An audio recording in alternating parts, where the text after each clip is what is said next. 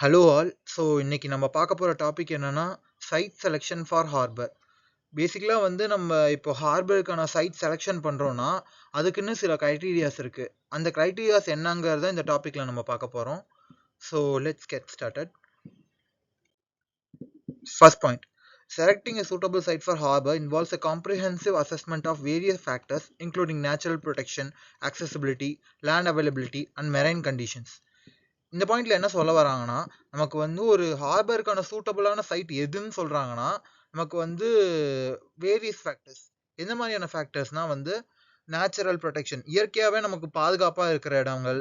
அதுக்கப்புறம் வந்து நமக்கு ஆக்சசிபிலிட்டி, சீக்கிரம் ஆக்சஸ் பண்ணக்கூடிய இடமா இருக்கணும். அதோட வந்து நமக்கு லேண்ட் அவைலபிலிட்டி, நில நிலம் நமக்கு வந்து அவைலபிலிட்டியாக இருக்காது. அப்புறம் வந்து மெரைன் கண்டிஷன்ஸ், கடலோட ஃபேக்டர்ஸ், இந்த மாதிரி விஷயங்களையும் வந்து இன்க்ளூட் பண்ணுவாங்க. Next point. Key considerations include adequate depths for vessels, shelters from waves and currents, good logistical access, and proximity to areas with export or import demands. இதில் மெயினாக கீ பாயிண்ட்ஸாக கீ ஃபேக்டர்ஸாக கன்சிடர் பண்ணது என்னங்கிறாங்கன்னா, நமக்கு வந்து வெசலுக்கு ப்ரொவைட் பண்ணுற vessel நிறுத்துறதுக்குன்னு provide பண்ணுற depth, எவ்வளோ adequate depth provide பண்ணுறோங்கிறது. அதுக்கப்புறம் வந்து கரண்ட்ஸ்லேருந்து வேவ்ஸ்லேருந்து நமக்கு ப்ரொவைட் பண்ணுறதுக்கு ஷெல்டரு. அப்புறம் வந்து குட் லாஜிஸ்டிக்கல் ஆக்சஸ். அப்படின்னா என்னென்னா, நமக்கு வந்து மார்க்கெட்லேருந்து எவ்வளோ ஈஸியாக நமக்கு ஆக்சசபிளாக இருக்குங்கிறது. அதுக்கப்புறம் வந்து எக்ஸ்போர்ட் அண்ட் இம்போர்ட் டிமாண்ட்ஸ் அதிகமாக இருக்கிற ஏரியாஸ்லேருந்து எவ்வளோ தூரத்தில் இருக்குங்கிறது. இந்த மாதிரி பாயிண்ட்ஸையும் வந்து நம்ம கன்சிடர் பண்ணிக்குவோம். Additionally, factors like land availability, sediment transport, and the potential impact on construction on the surrounding environment must be evaluated. நமக்கு வந்து அடிஷ்னலான ஃபேக்டர்ஸ் என்னென்னா, அந்த இடத்துல லேண்ட் எவ்வளோ அவைலபிளாக இருக்குங்க பார்க்கறது. அப்புறம் வந்து செடிமெண்ட் எவ்வளோ டிரான்ஸ்போர்ட் ஆகுது, இந்த மாதிரி தூசிகள், அதுக்கப்புறம் வந்து மைக்ரோ பார்ட்டிகல்ஸ் எல்லாம் எவ்வளோ டிரான்ஸ்போர்ட் ஆகுதுங்கிறது. அதுக்கப்புறம் வந்து நம்ம கன்ஸ்ட்ரக்ட் பண்ணுறதுனால சரௌண்டிங்ஸில் வந்து என்ன மாதிரியான இம்பேக்ட் ஆகுதுங்கிறது. இந்த மாதிரி விஷயங்களே வந்து நம்ம எவாலுவேட் பண்ணணும்னு சொல்ல வராங்க. First factor, natural protection and stability. Shelter from waves and currents.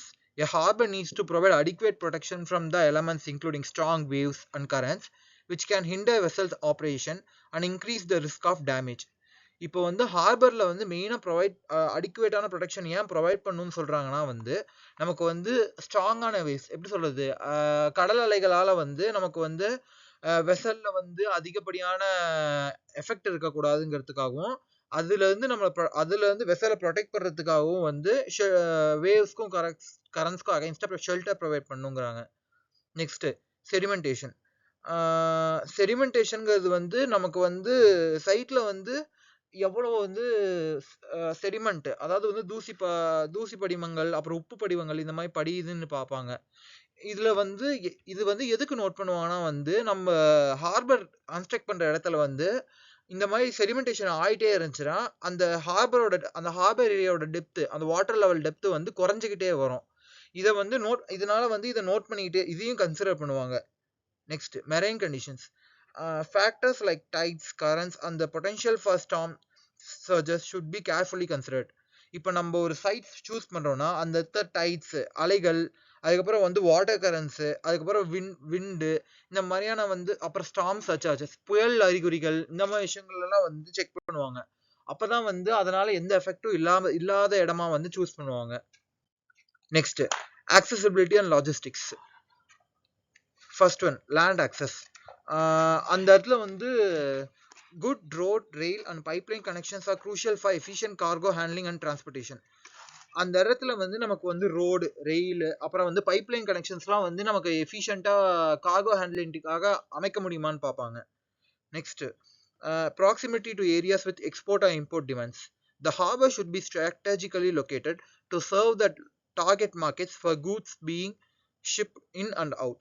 இப்போ வந்து நம்ம ஒரு ஹார்பர் கன்ஸ்ட்ரக்ட் பண்ணுறோன்னா அது வந்து நமக்கு நம்ம டார்கெட் பண்ணுற மார்க்கெட்ஸ்லேருந்து எவ்வளோ தூரத்தில் இருக்குது, அந்த மாதிரியான ஃபேக்டர்ஸை கன்சிடர் பண்ணி ஸ்ட்ராட்டஜிக்கலாக வந்து பிளேஸ் பண்ணுவாங்க.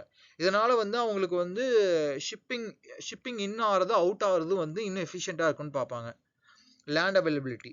Sufficient land behind the harbor is needed for storage, warehousing and other supporting infrastructure. அங்க அந்த ஹார்பர் கட்டுற ஏரியால வந்து எவ்வளவு லேண்ட் அவைலபிலிட்டி இருக்குன்னு பார்ப்பாங்க.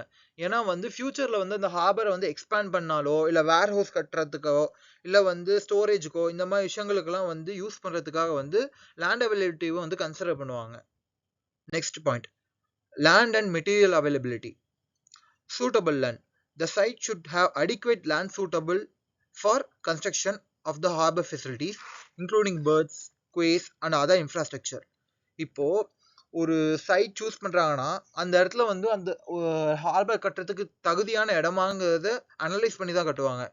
ஏன்னா வந்து அந்த ஹார்பர்ல வந்து டாக்கிங் அண்ட் அன்டாக்கிங், அதுக்கப்புறம் வந்து ஸ்டோரேஜ், இந்த மாதிரி விஷயங்களுக்கு தேவையான பல ஸ்ட்ரக்சர்ஸ் கட்டுவாங்க. அந்த ஸ்ட்ரக்சர்ஸ்லாம் வந்து அங்கே சப்போர்ட்டபிளா இல்லை அங்கே வந்து கன்ஸ்ட்ரக்ட் பண்ண எலிஜிபிளா அதெல்லாம் வந்து கன்சிடர் பண்ணி அது சூட்டபிளான லேண்டான்னு டிட்டர்மைன் பண்ணுவாங்க. இந்த material availability. Access to necessary construction materials such as sand, gravel and concrete is important for cost-effective construction. Next வந்து அவங்க கன்ஸ்ட்ரக்ஷன் பண்றதுக்கு தேவையான பேசிக் மெட்டீரியல்ஸ் லைக் கிராவல், செங்கல், சிமெண்ட், இந்த மாதிரி விஷயங்கள், இந்த மாதிரி இண்டஸ்ட்ரீஸ் அண்ட் மெட்டீரியல்ஸ் கிடைக்கிற ஏரியால இருந்து அவங்க வந்து பக்கமா இருக்கிற மாதிரி சைட்டை சூஸ் பண்ணுவாங்க. Next, environmental considerations. Impact on surrounding ecosystem. Assess the potential impact of the harbor on the surrounding marine and terrestrial environment.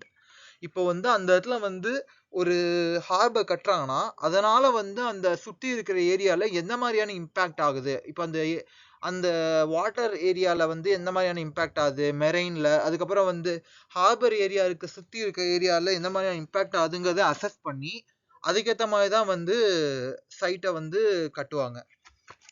Minimising environmental damage. Implement measures to mitigate any negative environmental effects on the harbor construction and the operation. இப்போ வந்து அந்த இடத்துல ஏதாவது effects இருக்குன்னு தெரிஞ்சுன்னா அந்த effects வந்து ரொம்ப மினிமமா இருக்கிற மாதிரி தான் வந்து பிளான் பண்ணி கட்டுவாங்க. ஏன்னா வந்து மேக்ஸிமைஸ்ட் என்விரான்மெண்டல் டேமேஜ் இருந்துச்சுன்னா அந்த ஏரியா வந்து அதுக்கப்புறம் யூஸ் பண்ண முடியாத மாதிரி ஆகிடும். அதோட வந்து என்விரான்மெண்டலாக வந்து ரொம்ப ஹார்ம்ஃபுல்லாக மாறிடும்.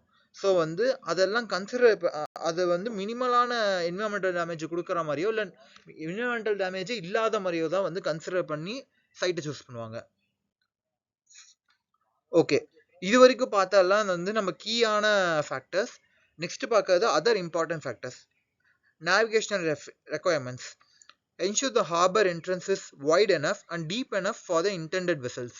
இப்போ வந்து நமக்கு ஹார்பருக்குள்ள என்ட்ரு ஆகிற வெசல்ஸ்க்கு வந்து அதிகப்படியான வைடர் ஏரியா கொடுப்பாங்க. இதனால என்ன யூஸ்னா நமக்கு வந்து எவ்வளோ பெரிய வெசலாக இருந்தாலும் உள்ளே போகிற அளவுக்கு வந்து பிளான் பண்ணி அதுக்கான வித்தை வந்து இன்க்ரீஸ் பண்ணுவாங்க.